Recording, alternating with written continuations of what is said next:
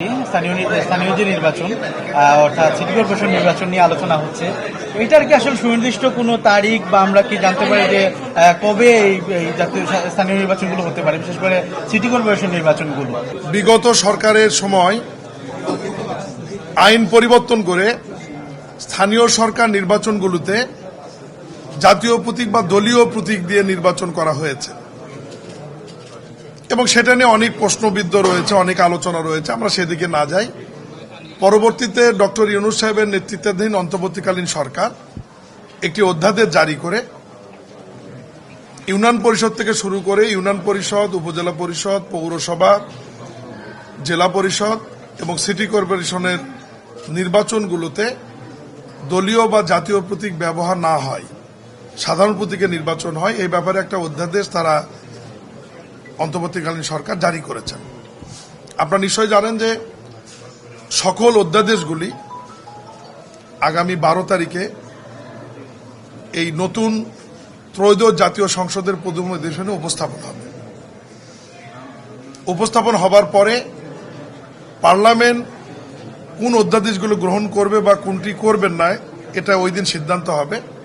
এর মধ্যে স্থানীয় সরকার নির্বাচনের জাতীয় প্রতীক বা দলীয় প্রতীকে হবে কি হবে না, এই বিষয়ে যেটি সংশোধন করা হয়েছে, এটা যদি গ্রহণ করা হয় তাহলে এটা আইন আকারে আমাদের মন্ত্রণালয়ের মাধ্যমে আবার সংসদে উপস্থাপন হবে।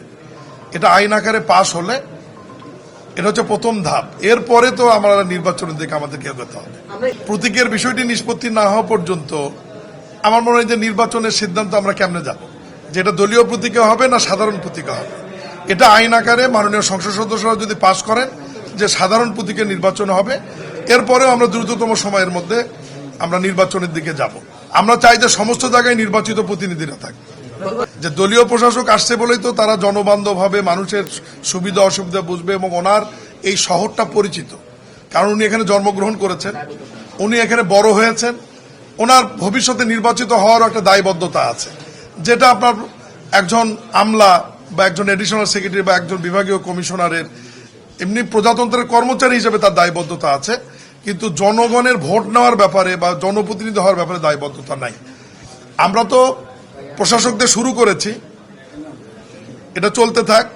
যদি নির্বাচন দেরি হবে বলে আমি মনে করি না, যদি কোনো কারণে হয় সেই ক্ষেত্রে এটা জাতীয় পর্যায় থেকে সিদ্ধান্ত আসবে যে আমরা ওয়ার্ড পর্যায়ে প্রশাসক দেব কিনা। সব প্রকল্পে না আলোচনা হয়েছে। আমি যতটুকু জানি 12টি সিটি কর্পোরেশনের মধ্যে সবচেয়ে সুন্দর সিটি কর্পোরেশন এই সিলেট। সবই সুন্দর। আপনার প্রশ্ন আমি বুঝছি, জলবদ্ধতা নিয়ে খাল খনন বা সরা যেটা আপনারা বলেন, এই বিষয় নিয়ে আমাদের মধ্যে কথা হয়েছে। এগুলো নতুন করে কাজ শুরু হবে এবং নতুন প্রকল্প গ্রহণের জন্য আজকে আমরা নির্দেশনা দিয়েছি। আপনার সুরমা নদীর যে প্রকল্প এবং সরা বা খালের যে প্রকল্প, এগুলো নতুন করে উপস্থাপন করলে আমরা মন্ত্রণালয় থেকে আপনার একনেকে পাঠাবো বা প্ল্যানিং কমিশনে পাঠিয়ে যত দ্রুত সম্ভব এগুলো বাস্তবায়নের জন্য আমরা যাতে পাশ হয় সে ব্যাপারে পদক্ষেপ নেব।